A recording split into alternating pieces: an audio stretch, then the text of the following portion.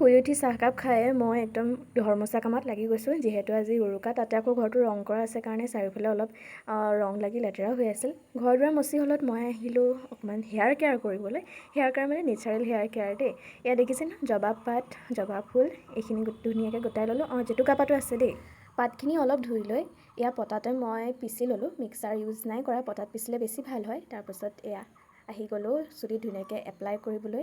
এইখিনি কিন্তু লগাওঁতে অলপ দিগদাৰ এটা হয়, চুলিখিনি অকণমান তিয়াই ল'ব লাগে। মই পিছে পাহৰি থাকিলোঁ, হ'লেও এয়া লগাই হৈ গ'ল আৰু এয়া লগাই লৈ পূৰা কামত লাগি যাওঁ।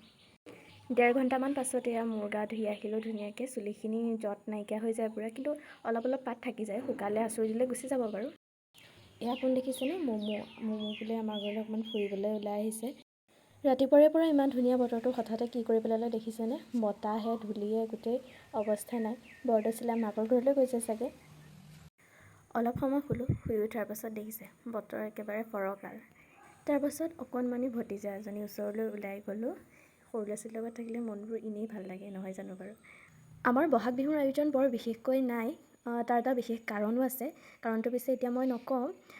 তথাপিও বিহু যিহেতু, সেইকাৰণে মায়ে নাৰিকলৰ লাডু কেইটামান বনাই আছে। এইটোৱে আছিল আজিৰ video'. See you in the next mini blog. By.